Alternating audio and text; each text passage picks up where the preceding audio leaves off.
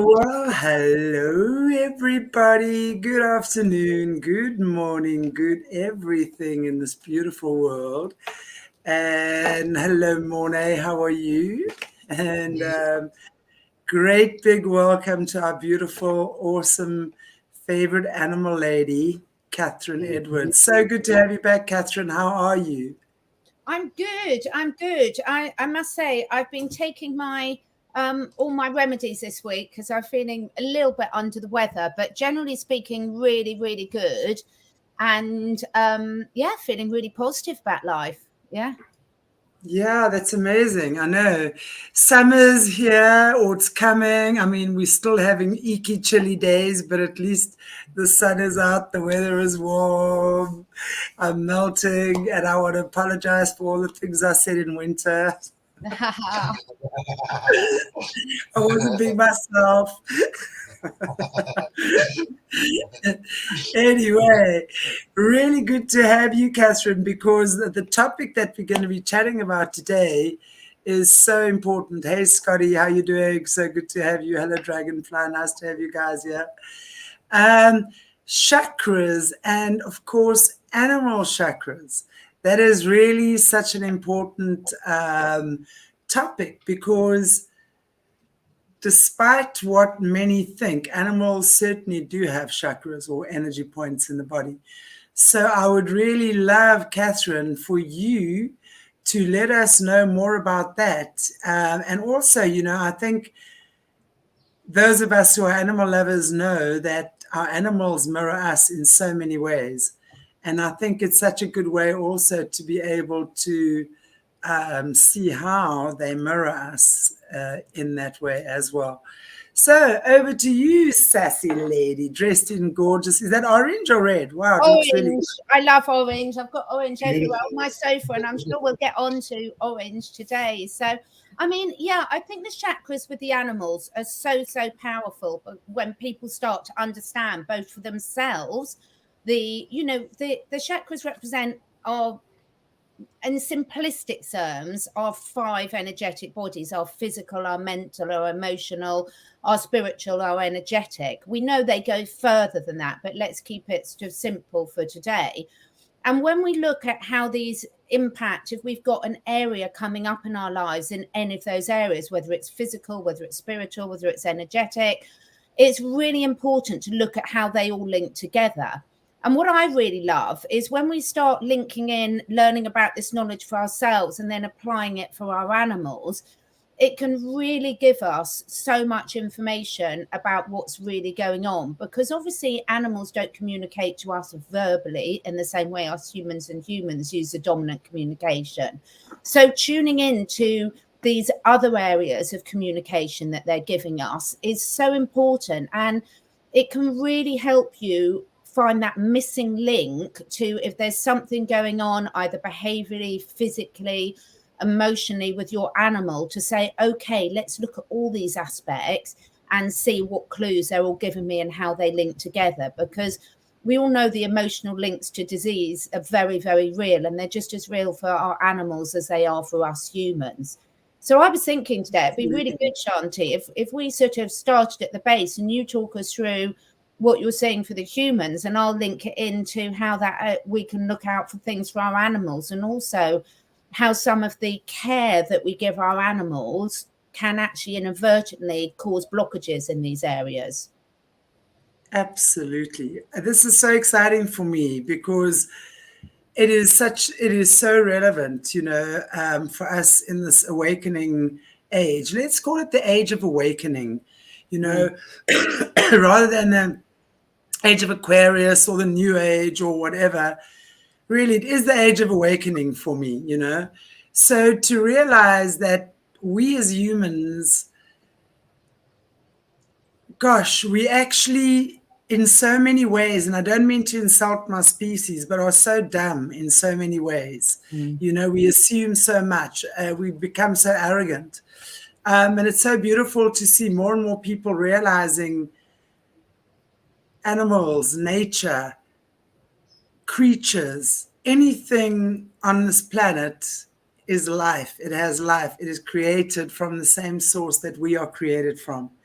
So I think it is so beautiful because, Catherine, what I wanted to ask you before I even went there was, we have 7 main chakras in our body, which are the ones we will cover Yeah. in this conversation. It might take 2 weeks, who knows. Do animals also have 7 chakras in Absolutely. their... So they have Okay.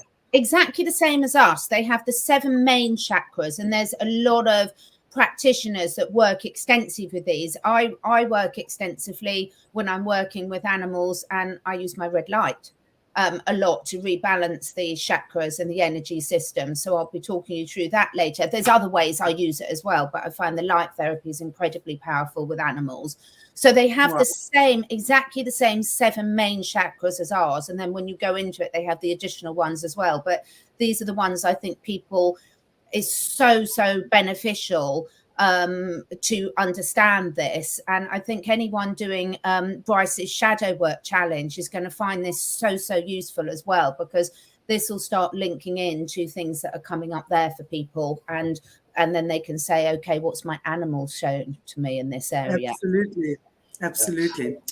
Well, I just want to add, before we start, I just want to add to that they have the same chakras, because we all have the same organs.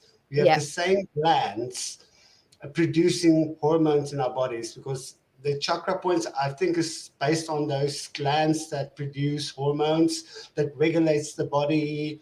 And every time those hormones get sent out to your system, it creates like an energy point. So I just want to just say on that point that we're all the same, even different skin color, different species on this planet. We've got the same tools, no matter what species you are. We've got organs, we've got certain glands, we've got certain things that needs to happen. So it's nice. I love that animals have the same amount of chakras. Obviously, it makes sense to me. Absolutely. That's such a good point, Renee. Yeah, thank you. Absolutely. Okay, well then, where we start is the base, which is the root chakra, or in Sanskrit we call it Muladhara, which is really vibrates to the color red, sits at the tip of your tailbone pointing down. And when you're looking at the Sanskrit, it's the 4-petal lotus, because the lotus flower is the sacred flower in Sanskrit. So that depicts the different stages as you open up your chakras, as you evolve through life, basically. But the root chakra really represents, in human beings, your connection to this earth, okay?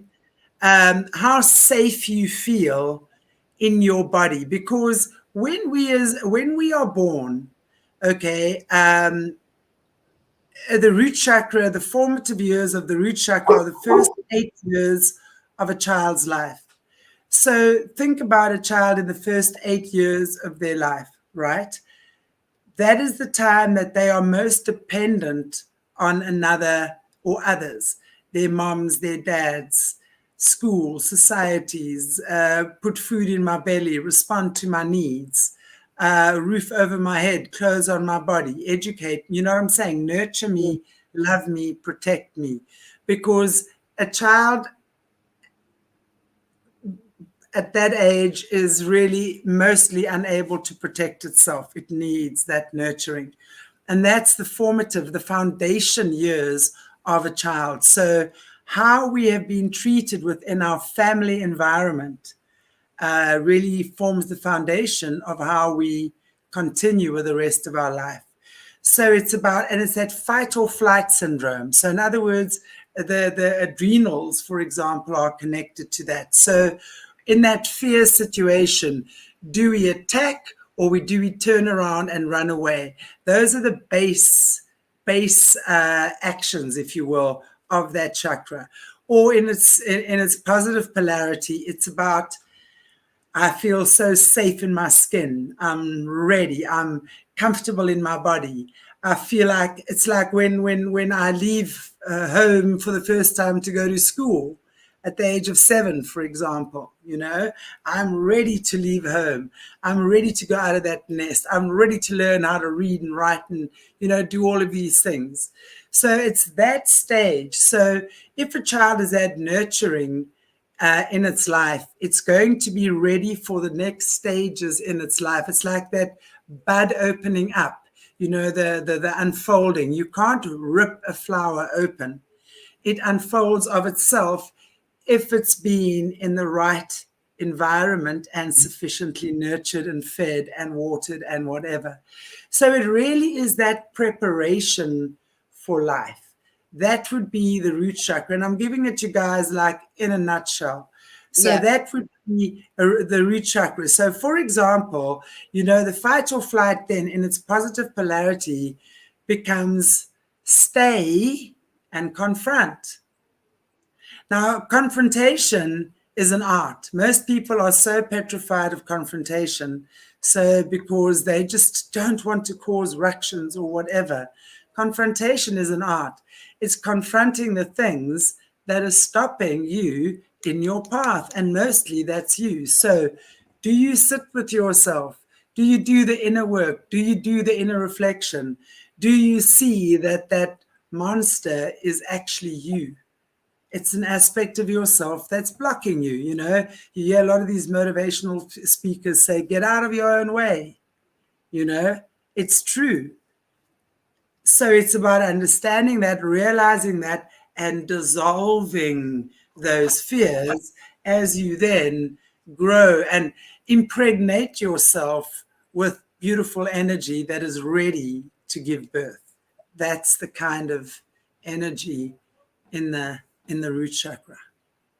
Yeah, no, absolutely. And we can see how when we take our animals into consideration, how this can manifest itself. Interesting with animals, we normally learn and are taught that the flight or flight response is more associated with the solar plexus, with the third one. But of course, they're all linking in and they're all interconnected. And with animals, this idea of the root chakra, which is so important and so often overlooked, of this safety, do I feel safe? Do I belong? Is so important. And let's apply that to a few different species. So if you take a lot of animals that are brought into a human environment, it's like us being taken into a completely foreign culture. So what we think that we need as humans and often what the animals need is very different. So for example, dogs are denning animals. You can see mine denning on the sofa in the back here. And so have they got an environment where they can feel safe? They can get into a what would mimic in the outside world a den, but that they can escape from when they need to. For the horses, do I feel safe? How many people keep their horses in small paddocks? Often the more expensive the horse, the more likely it is to be kept in a paddock on its own, or even worse, shut in a shelter. So there's no prey animal in the world. All prey animals are herd animals of some sort. And therefore, when they're isolated from the rest of their herd, you take away all that protection for them. So fundamentally, a lot of the decisions we make for our animals and our care, which from the human perspective, we think we're locking the horse in a lovely warm stable at night and everything. But from their perspective, can have a dramatic effect on their feeling of safety and disempowering them basically to look after themselves. And also with the root chakra, that is very much, yes, it's associated with the hind legs, with the tail. Look how much animals with the tail use that to show their emotions in all sorts of different ways. But it's also associated with the blood, the lymph, and the skin. Now, skin issues are now the number one health concern for domesticated dogs. And there's loads of reasons into that. But if your dog has got a skin issue, yes, you've got to. It is linked to some of the other chakras as well that we'll see as we go through. But primarily, it's really important to look at, do they feel safe? Do they feel secure? Because if they don't, this can manifest in skin issues. So the beauty is where we're looking for our animals, perhaps sometimes it's a little bit more difficult to diagnose what the root cause of a particular issue is, whether it's behavioral or emotional. when you start really understanding the different aspects, you know, the physical, the mental, the emotional, the spiritual, the energetic aspects of the chakra, can really give you clues to look at, because you could use the best detoxing in the world to support your animal's skin and give it the right diet and nutrients so that it can recover and be in balance physically. But if at its core that animal doesn't feel safe, then it can still manifest in a skin issue, for example, or a lower back issue, which is very, very common with horses. Hip dysplasia, that's interesting, obviously, because the human body parts aligned to that would also be the lower back area. Okay, so lower back, skin, the skin, bones, your bones, skeleton and your bones. And yeah, so again, you know, as you say, that root, that area, and oftentimes, I mean, Catherine, you look at us, and when people come to me and they've got lower back problems, and different parts of the back mean different things, right, guys? Yes. We understand that. But usually, okay, the spine and the lower back would be the root chakra. And it's all about when they come to me and they say, oh my gosh, I can hardly walk my lower back. Immediately I know, A, they've got massive financial worries and just feeling completely overwhelmed in terms of their physical responsibilities. So that would really be where we feel our physical and financial responsibilities to the world. And isn't that interesting as well when we're looking at the animals, because it's like them feeling connected to their environment. And again, I would imagine that when we are out of sync with our root chakra, like, oh my gosh, I got to move, I don't have a home, how am I going to feed my family? Animals will certainly respond to that, because the first thing that gets culled or given away, right, are the animals. Absolutely. And they know this. They pick this up long before we're mentally aware of it. And one of the great ways you can look at for yourself or for your animals in terms of, okay, what's a good clue to see, is this in balance? One, look at the physical aspects, but also on an energetic level, the animal of whatever species, us included, will be giving off a feeling of calm, of being grounded. So one of the things I deal with so much is animals, particularly, you know, those that dogs, cats, small pets, etc., that are very much living in the human home or around it, is they're not calm, they're not grounded, because fundamentally they don't feel safe. And this safety can cause many forms. And we've all seen, everyone watching here feels what it's like to have someone, whether it's your government or someone else, making decisions that you feel are not in your best interest. And we know how that really hits at our core base chakra feeling of safety. I think we've all been through it the last few years.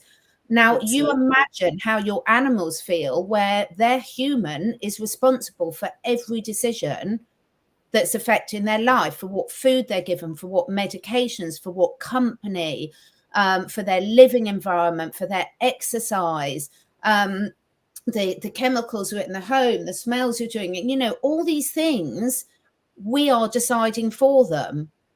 And we know what it's like. You know, you can have someone, let's take, I've got you know, some really lovely friends, but some of them I might trust to give me nutritional advice, some I might not, some I might trust to give me other areas of advice. But those animals are depending on us, the humans in their family, to make all those decisions, because we've taken away their ability to make those decisions for them. So fundamentally, this root chakra is so important when we're looking at our animals. And it's why I'm one of the main bits I do is work with humans to say, how can they introduce some more choice into their animals' lives to give them some of that power back? And this will fundamentally affect whether their root chakra is in balance or not. And of course, you can use physical aspects to help put it right and put the body's chakras back in balance. There's loads of different healing modalities you can do that. But if you're fundamentally not addressing the root cause of the problem, it's just going to very quickly go out of balance again. It's so interesting what you said about the horses in the stables. It makes such perfect sense. Oh my gosh. Wow. It makes such Yeah. perfect sense that that's how we literally disempower them, and not just horses, right? Yeah, But look at guinea pigs and hamsters and rabbits and tortoises and goldfish, and you know, you look at it, and this isn't meant to be hard. We all make the best decisions that we do with the knowledge that we've got at that time. But what all three of us are so passionate about, and everyone recognizing some really familiar faces in the chat, everyone who watches us, all of us, we're a community where we stay curious and we asking these questions. So what I love about the chakras so much, and I don't know if you've got a course. Have you two got a course on this? yeah, I do. Oh, brilliant, because perhaps we can incorporate some of the animal things into it, because so often when I'm working with an animal and they're human, this is exactly the type of information I'm looking at, because it gives me so many different clues as to what's really going on and where the imbalances are. It's such a brilliant toolkit for us humans to use with ourselves and our animals. Absolutely. It's so, you know, when we know what we're looking for and we understand how the body's speaking to us throughout, and it begins with understanding our own body, and then we can apply that knowledge to the world around us, including our animals.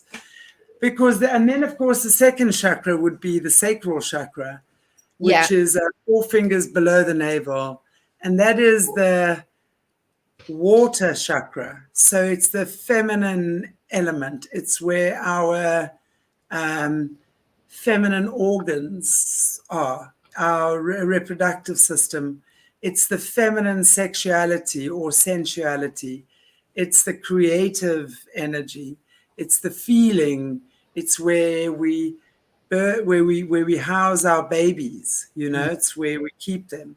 So that is all about that beautiful, watery, feminine element of creation, of life giving birth, you know, creation on many different levels. And then obviously, but the dark side of that, of course, would be the lack or call it the lack of what I've just been speaking of, which then becomes murky, sludgy, slimy, manipulation.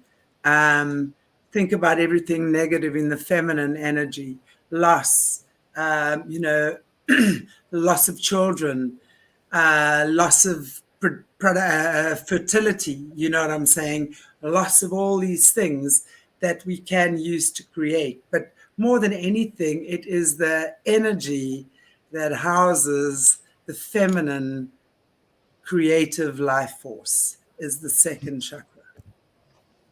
Yeah, and this again, you know, they're all so important with animals, but with animals, we're really looking at about, you know, their relationships, their emotions, how much control they've got into over that, trust, self-worth, betrayal, connection, affection.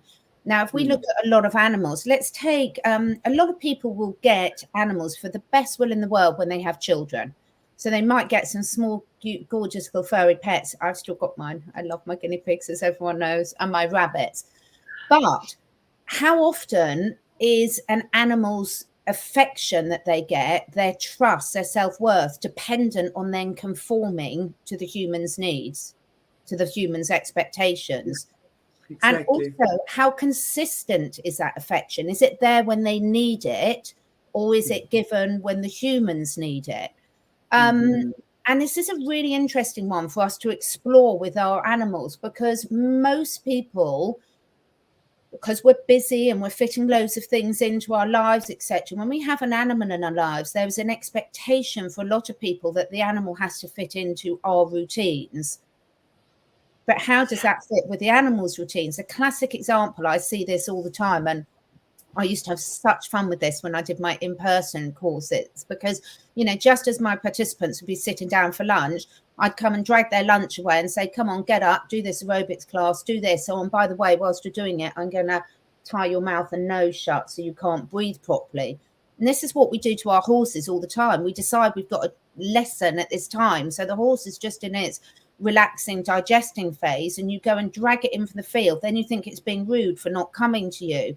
Now, also look at the equipment we use on animals. So when we look at, and this sort of applies more to the higher, but not always, look at the equipment that we put on our animals and how they're blocking the energetic flow. So, for example, when we get on to talk about around the neck, how this causes major issues with collars on animals.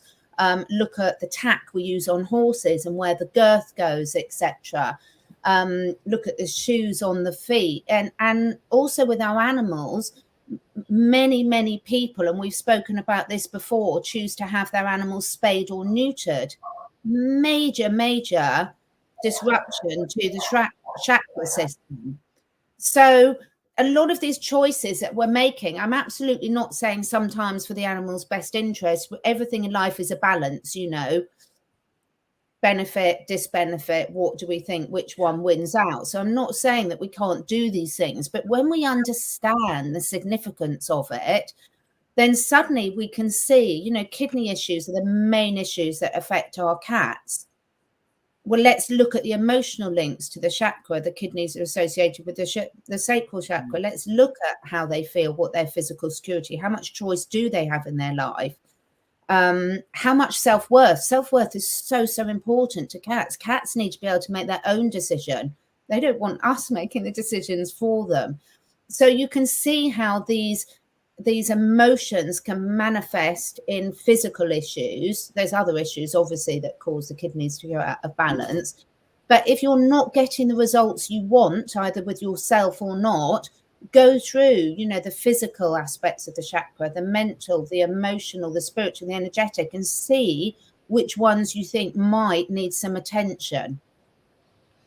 I agree. And also on the from the human body parts, it's also the organs related to the sacral chakra are all the water organs in the body. Yeah. The bladder, the kidney, the fluids, so the semen, blood, saliva, all of that, all the fluids in the body are related to that. And as it is, it's the emotional element. So anything watery, that feeling and the feminine reproductive system. And by the way, the root chakra is the masculine reproductive system, the gonads, the testes. So that would also then be in male animals. Any issues relating to their reproductive organs would then be related to that. Females, more the second chakra. So as you say, that reproductive, that confidence, that feeling secure, that feeling connected, that feeling safe in their environment. Most definitely, yeah. And you can see if you've got an animal. Sorry, Mornay. And I just want to say it's fascinating that you were talking about the neutering and how that affects the animals. And we know we need to neuter our animals. I mean, we've got too much, but I always feel like it's a shame because they also want to experience giving birth. They also want to experience giving life. I mean, we all want to experience giving life. That's what we're here. We're here to create. So it's important when you do that to give that special attention to that animal, cat, dog, whatever it should be. Make them feel they are still good enough, they're worthy, because that's all about the worthiness again with that chakra. So it makes sense because I've always thought about it, and I'm always very loving with my pets when I do it because, you know, so it's good. You have to remind them that we're doing it through a good cause. Yeah. You're still good enough.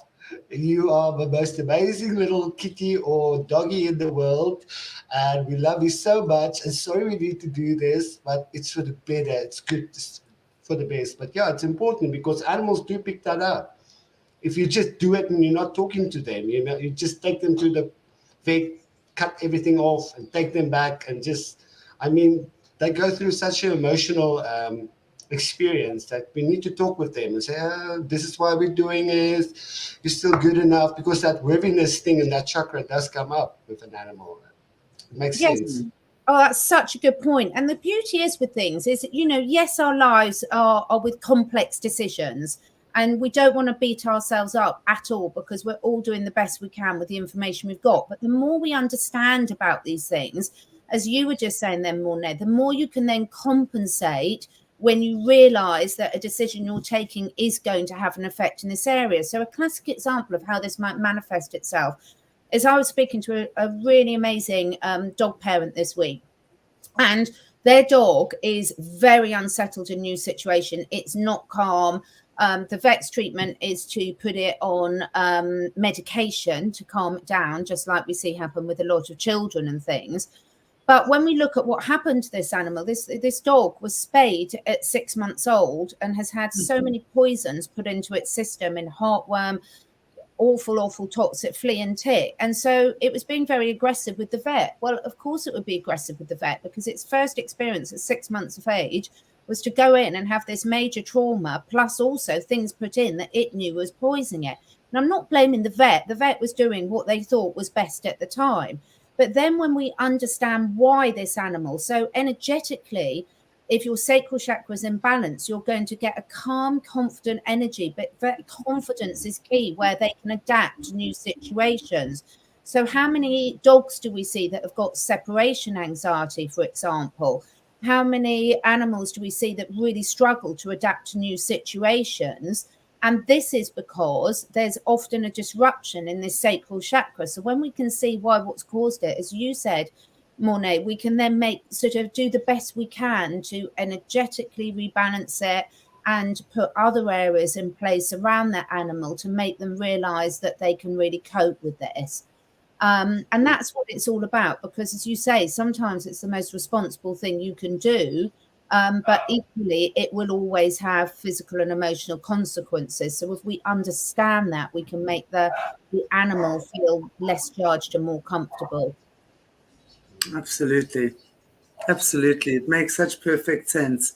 And I think, what's so lovely to me is that as I'm listening this, I'm relating what you're saying to my animals, and see how that all interconnects. And it's so true. And I hope our viewers are doing the same thing, because it's really important, when we reconnect with them in that way, it's going to be just amazing to connect with our animals again. Well, then the third. Sorry, before we move on, Shanti and Mornay, don't think also is we've spoken a lot about how obviously if you're sharing your life with an animal, energetically you're going to be intrinsically linked and connected.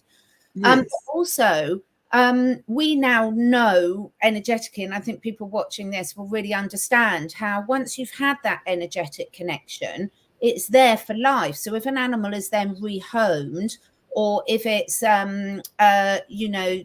put in with different situations. So for example, to humans, we've got some control over where we can who we have in our lives and which relationships we want to keep going and not. Animals have very little control. Again, I'll take horses. Horses can change homes a lot, particularly children's ponies and things. They can really be passed around a lot, because almost the better the pony is competition wise, the more it will be passed on and on. And this can have a huge effect on the animals. So what I love about it is when we understand and sort of start questioning why our animals are displaying certain physical symptoms or emotional symptoms or behavioral things, we can also say, okay, how much of that is theirs and how much of that is ours? And are they showing me that I've got to do some work on myself as well? Because 9 times out of 10, and actually probably 9.9 times out of 10, what I find is when the human addresses their own imbalances, the problem for the animal goes away for lots of reasons, because the better in balance we are, the better decisions we're going to make for ourselves and for the loved ones in our care of whatever species. Yeah, that absolutely. I can testify with. I've got my boy Max. He had a problem on his on his hind tail, like on his root chakra. You couldn't touch it. It was sensitive. It was losing hair and everything. It just had this problem for a long time. And I think just after I started with animal communication, everything like that, one day I was just like, okay, what's this? And then he showed me he was carrying my own fears, my own financial problems that I was stressing about. So he was actually carrying my energy. And at that moment, I was like, And they do that, yeah. And I was like, okay, cool. I can deal with this now, because I was actually ready at that moment to deal with it. So it carried for me just in time, and that moment I could feel he giving it back to me, and I could feel like, whoa, oh, and suddenly I had this feeling in my root chakra. I was like, ouch. I was like, oh my God, were you carrying this to me all the time? And we had to, and now it's fine. I mean, that problem never came back. I can scrub his like little behind now. But animals do that. They carry our stuff. And once we transform ourselves, most of their problems goes away, especially domestic animals, because they love us. And what's the thing that people do when they love each other? They help each other. They carry each other. And that's the same with animals when they become your pets. For them, it's very natural to stay in alignment. It's for them natural to be in alignment. So when they come into contact with humans that has free choice of choosing to be this or not to be this, they start helping us. So they become unbalanced because they carry our stuff. They mirror each other. They form their little human personality, so to say. But yeah, when you transform yourself, your animal stuff usually goes away quickly. It's amazing. I so agree with that. That's a beautiful example. And I think for anyone listening, I would say it's really important not to blame yourself at all, because we're not doing this deliberately to ourselves. If we've got fears, we're carrying stresses, it's because we haven't got the skills to learn how to deal with those yet. But when we keep looking for those skills and accepting help where it's needed and things, then it can be such a blessing for everyone that we're interacting with of whatever species. So I think, we've spoken throughout on all our shows about all these things are clues. Do you look at it as a problem, as a stress, as a challenge? But they're all just clues to where you can make even better choices in your life that's going to be really beneficial for all of you. And it can be hard at the times to look at that. And I'm like you, Mornay. I've had situations with my animals. I work with this day in, day out with canines, but I don't always pick it up. They don't always tell me. If they don't feel I'm in a place where I'm able to accept that information, then they'll wait. And then they'll get to a time, like you just said, where they think, right, you're ready to have it back now. So it's beautiful to see that, isn't it? Yeah, they're little human angels. They're angels. I mean, they literally. Talking about the blaming thing, animals do this out of love. They don't regret it. They don't resent it. They will die for you, live for you, everything. I mean, and that's what love is at the end of the day. I mean, so instead of feeling blame, just be grateful that this little angel has come to help you out, and you are able to see it before they have to pass away, and you can change it. But even if they pass away, I mean, even though I had that in my life, I thank them because they took bullets for me. They take bullets for you. I mean, they take bullets for you energetically, animals. So don't blame. Just be very grateful, because it's for them an honor to assist us. And one of the things I love, and this is why I love all the courses that you guys offer as well, is the fact that never, ever, all three of us, as part of our day-to-day lives way of being, we do animal communication. We're communicating with animals all the time. I've never, ever, ever heard an animal say, I wish they'd bloody done this years ago. They're always they're so oh, thank you. If you get it, it doesn't matter when you get it. The gratitude is always there. They're not like me, where I might say to my husband, well, I wish you'd listened to me ages ago, then you wouldn't have done this. They're never, ever like that. They're just, thank you. And it's just such a beautiful lesson to learn. I'm still learning it. But yeah, I think it is important to just let that blame go, because they're not going to say, well, why didn't you change my food 2 years ago? You could have stopped this. They're just going to say, thank you for doing it now. Exactly. Yeah. Cool. Well, then the fourth chakra is the heart chakra. Oh, we haven't talked yet. Third, sorry. We're looking at third, which is the solar plexus, or your center of power, personal power. Challenging one, this very often, because this is really where we problem solve. So if you look at the root chakra, it's all about how safe do I feel in my environment. And then from there, from 8 to 12, it's about developing the relationships with others. So now that I'm becoming more of an individual, how do I connect in my relationships with others? And then, of course, solar plexus is about my relationship with myself, my individual. How have I grown from my environment? So I'm either going to feel empowered, I'm going to problem solve, I'm going to mediate, I'm going to be spiritually in tune, or I'm going to go to the opposite of that polarity. And a lot of these dictators and things like that have got a very shut down solar plexus. So they operate then on fear, greed. Fear of not having is, of course, the root cause for greed. And all we have to do is see that greed has caused every imbalance on this planet. It's caused by greed, fear of not having. So the solar plexus is about understanding there is enough, right? You can step back. You don't have to steal someone else's limelight or steal their money or steal their fame or whatever, because you fear not having yours. Because when you've tapped into your personal power, you realize there's enough for everyone, and there's abundance. That's where you feel in your power to create your abundance, really. And body parts would be the muscles in the body, liver, that sort of stuff. You're going to get things like diabetes if you have not absorbed the sweetness of life. That's where you're going to start finding where you have your diabetes, that sort of stuff is sitting in your solar plexus. The bitterness, all those organs, gallbladder, pancreas, spleen, and of course the liver as well, because remember the liver is the organ that will filter the toxins.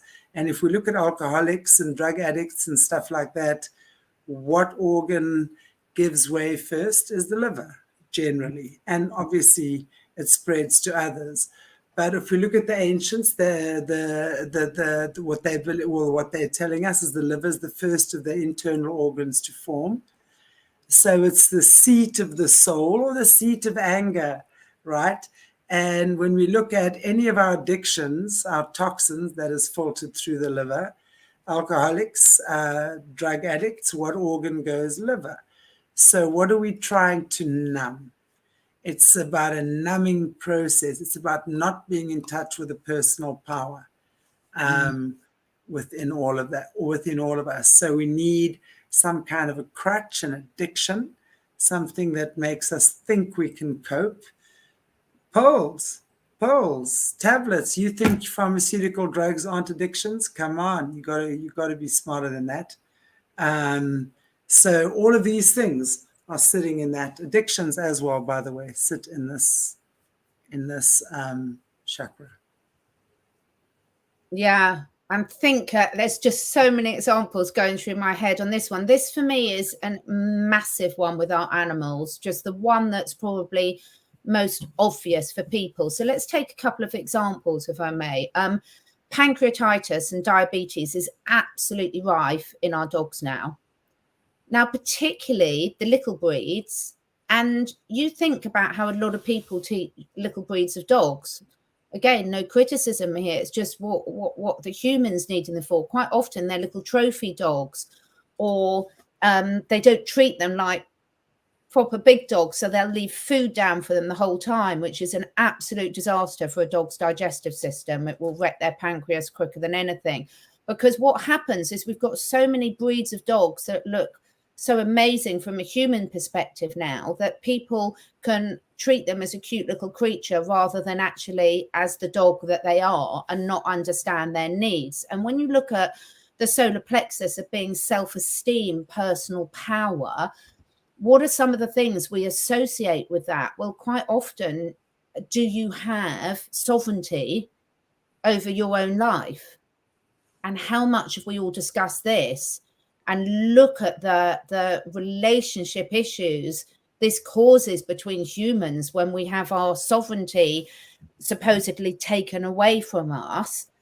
Well, how many animals have we got in our life that we allow them to have their personal power, their self-esteem, to be like a dog or act like a horse or have the freedom of a cat or have the company of a rabbit? Rabbits don't live in one or twos in the wild. They live in great big warrens with loads of them, and they're free, and they're eaten by a lot of animals. They might look very cute, but therefore they're on high alert. And and people will put them out in a pen on the lawn with no hiding places. I mean, that's like you being put in the pen at Jurassic Park and letting the raptors in. And it's just like one of the biggest things I see is if you've got an animal, again, at a fundamental level, is it a predator or a prey, which will really set what do they need. So if it's a prey animal, they've got to have places to flee. They've got to be able to use their flight response. So if you're shutting them in a tiny area that they can't get away from, terrifying. If they've got to have places to hide, to shelter, they've got to have company. If you look even at predator animals like wolves, if you look how they use the pack and how different members of the pack have all got different roles, and depending where you are physically, age-wise, how weak or how strong you are, you'll have a very strict positioning in the pack. But of course, animals in our lives can't do that at all, because they can't be with the pack. They can't, they can't choose their environment. They can't rebalance themselves physically with food. They can't always get to clean water when they want. So I'm making it sound, perhaps a little bit over dramatic, but these little questions that you can ask and sort of say, how can I give my animal of whatever species, how can I give it a chance to raise its self-esteem? Well, what do you know? What do you need for raising your self-esteem? So whether it's a guinea pig, a hamster, a horse, a dog, a cat, have a look and say, have those conversations as a family, this brilliant conversation to have with children. Let's look at our dog children. How do you think we can give them a little bit more personal power while still keeping them safe? How do we can take their self-esteem into account? Because if they're always having to obey, how do we always having to obey? But this is where animal communication actually comes in so handy, because I know, especially in my previous place where I was staying, we were very much in the wild and lots of wildness going on around us. And I would then show my animals, my cats, what I was afraid of for them. Yeah. I showed them, I said to them, I'm afraid that there's a lynx, because it was a well-known fact that there was a very huge, extra huge lynx, because we live on a reserve, that was roaming around the reserves. And he was having these cats for breakfast, lunch, and supper. He was just preying on the domestic cats. So that for me, and one of them saw him.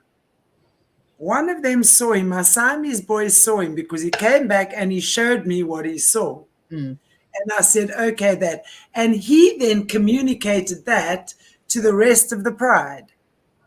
So they understood what I was afraid of for them. Yeah. And for me, that was great, because no one wants to get eaten by a lynx. Okay. So that's where especially a cat, anyone who owns cats knows you can't control that thing, no matter how tiny it is. Yeah. So I've understood that with my cats. You've got free reign, this is where you belong, whatever. But it's amazing, and that's where animal communication most certainly comes in. And there's a comment here, by the way, just from Liz here, which I think was an interesting one to bring up. Liz, little pup readjusting to the loss of our older pup. And that is something so real, because do you know that as an animal communicator, I have people coming to me when they've lost, let's say, a woman who's lost her husband, and the dog has been with them for 12 years. And now she wants to go away to her sister in Cape Town for 3 months. And it's 3 weeks after his death. She needs to get away. The dog's not adjusting well. Can I talk to the dog? And I'm going, my dear, your animal is grieving. Yeah. Just like you are. Yeah. You cannot think that the animal is not grieving the loss of your husband, just like you are. So in these times, you need to treat your animal as you would your child. You need to say, okay, well, let's go to Cape Town for 3 weeks then, and make sure that we can go together. I'm not going to leave you alone with a house sitter and expect that you're okay after you've just lost your pack leader. I'm disappearing now and I'm expecting you to be okay. That is such a relevant point. Yeah. Animals grieve. And I think that is something so important to bring up. So I'd love for you to have your input on that, Catherine. Yeah, animals absolutely grieve. And just like humans, every animal has their own unique personality, their own unique bits of them that are in balance, bits of them that are out of balance. And so allowing them to grieve in the way they need to. So some animals will really retreat into themselves and take themselves away and need to process it quietly. Other animals might display in behavior issues or going off their food or physically get sick. But what you were saying, what I find the most important thing is to talk to your animal and explain the situation and explain what's going to happen. Absolutely. There's never, ever a chance that we can hide our emotions from our animals, because our animals are more aware of what we're really feeling than we are, which is really, really wonderful. But allowing them to go through the process in their own way. So when I lost my horse this time last year, when I lost Billy, and they were a little herd of 3 and they were incredibly close, and they knew he'd been getting ill. So I know they could talk. And actually, when he was put down and he was left there for them to spend time with, they were absolutely fine with it, because I think they knew, and I think they knew that he'd made the decision that he wanted to go.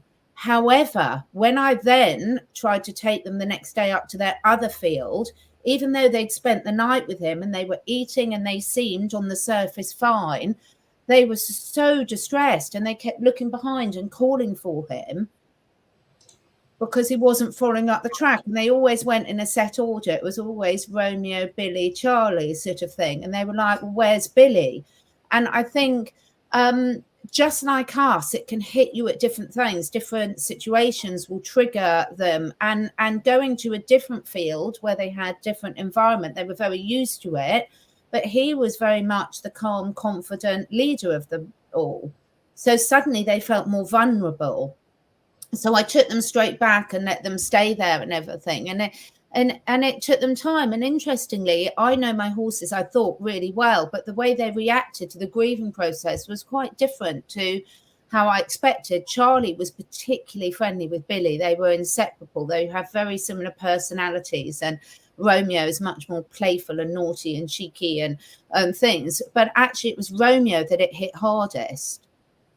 And so I think, yes, we can try and prepare and support them, but all I did is I just let them have some downtime. I didn't separate them. I didn't take Romeo off for a ride.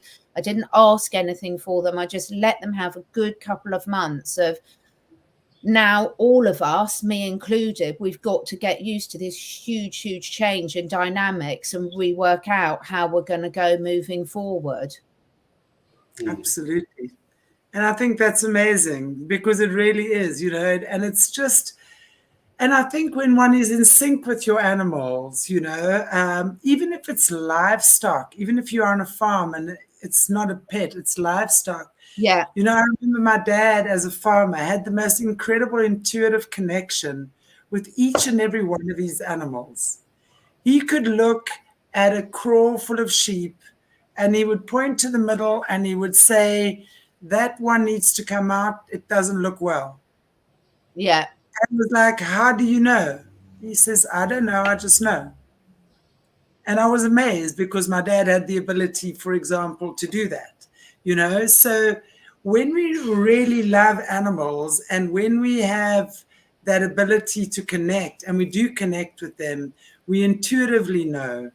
We intuitively are able to, and even if you do travel, even if you do need to rehome your pet or something, you have that connection with the animal where spiritually you have that flow between you, and it's kind of like, okay, it makes the physical change or shift much more doable, much easier, much more flowing than to just take it, jerk it, put it there, do whatever, and just take control over this poor creature's life.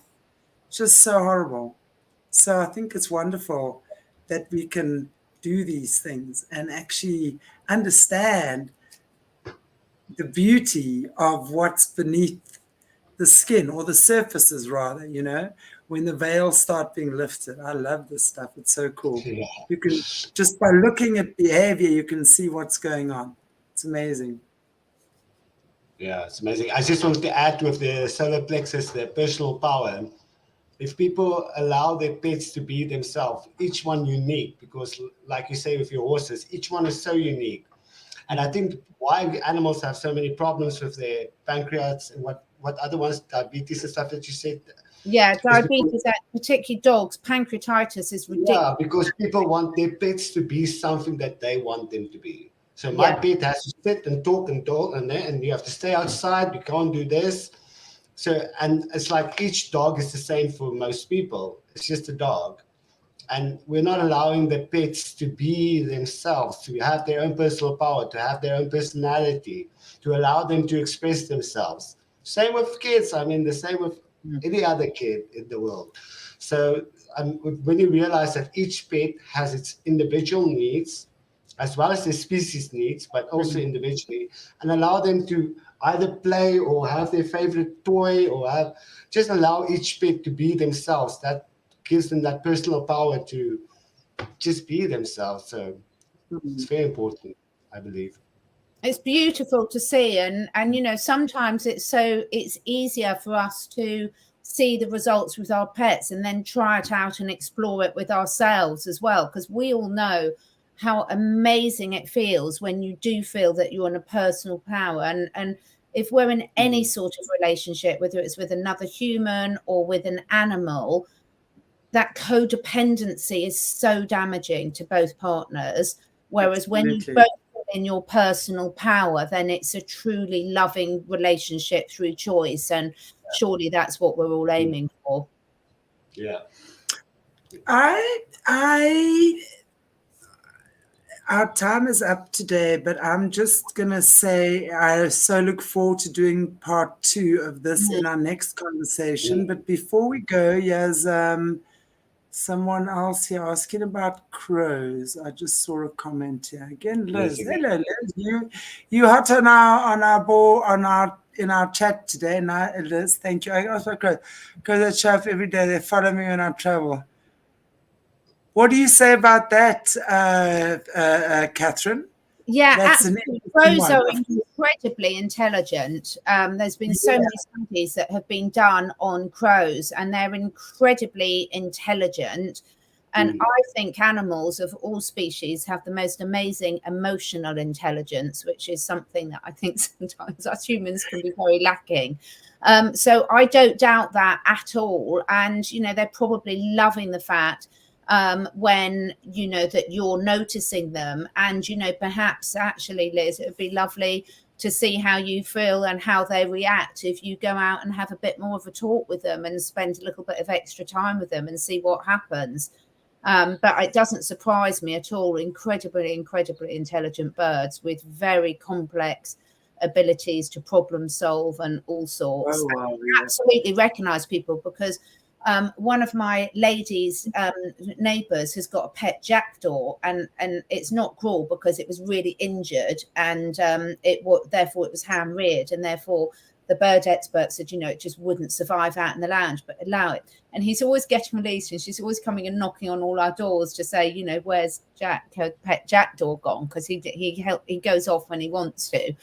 But of course, he's very socialized with other animals. So like with me, I've got 5 cats, so I don't want my cats to reach out. But he recognizes all the different humans. He recognizes his mum. He'll sit on the shoulder. He'll follow her around everywhere. But also he'll be naughty and bugger off when he wants to. They are hilarious. On the farm, when my son was little, he had a pet crow. And this crow's name was Carl. Okay, now Carl, we used to have a kiddies program in Afrikaans called Carl Cry, which in direct English is Carl the Crow. So Carl is the Afrikaans name for Carl.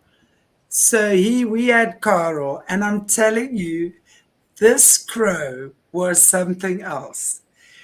It could talk like no other bird ever. It would imitate 3 or 4 different voices. Now, my son is playing on the farm, and there's like a lot of little kids, and they're all playing cars, and they're talking to each other. This crow would imitate these little kids, all of their voices at the same time. Once my uncle was visiting us, okay, we were sleeping in outside rooms. He was sleeping in the outside room. He wakes up at 5 o'clock in the morning, and he hears these kids' voices outside. He's going, what the heck are these kids? He gets up and he yells out the door, hey, you bloody kids, you making a noise. There's no kids there except the crow, right? Oh. So it's hilarious. He would absolutely imitate talking. He imitated my mom calling my dad. Like for lunchtime, she would call outside the kitchen door. He imitated my mother several times, and then the next thing, my father comes walking back. My mother says, you called. My mother says, no, I didn't. That was Carl. That's awesome. Yeah. Happy to have those crows. Yeah, amazing. It was so funny, and you leave anything shiny, boy. Keys. But I found his hiding place once. He would steal teaspoons and keys, anything shiny. If you left anything shiny on the patio, whatever, oh boy, he would take it, and you see Carl flying with the shiny thing in his mouth. And I would chase him. I'd go, Carl. And then eventually one day I saw him like with his feet and scuffling around there. And then I went and he hid them. He buried them. It was like keys and teaspoons, and he's a little thief, a little kleptomaniac. Anything shiny. Oh. I was also blessed with a crow. I also had a crow as a pet when I was small. They are so cool. Could fly around, come home, and they talk, and they're like smart and in your face. Yeah, they're very, very, very cute. Oh, wow. Looking forward to the next one of this. I think I'm really, really looking forward to covering the other chakras next time. Absolutely. It's been so good to do this, guys. And I hope I got so much out of today's conversation as well. You know, and I've really, really, really enjoyed it. So, Catherine, as always, thank you so much for sharing your expertise, your knowledge with us. It's invaluable, guys. So please, share this video, share it, just share, because this is such important stuff, as I said, for the awakening world to know that there is so much beyond what our eyes can see and our ears can hear. It's just beautiful. Thank you so much. Thank you, guys. Thank you, Liz. Thank you, Scotty. Thank you, Susan. Thank you to everyone in the chat. It's so cool to see you guys there. Thank you, Mornay. And thank you to our beautiful Catherine Edwards, our English Rose. We love having an English Rose. I'm not called that very often, I must say. I've been called lots of things, but not that. You're an English Rose, Josh. You've got the beautiful accent and everything. So wonderful to have you here. Orange Rose, an Orange Rose. Yes, Orange Rose. I do love my orange. Yeah. Okay, guys. God bless you all. Watching and the questions. Yeah, it's awesome. Take care of yourselves, and we will see you very, very soon. Like, share, subscribe, press the notification bell. Thank you so much. See you soon. Mwah. Bye. Bye.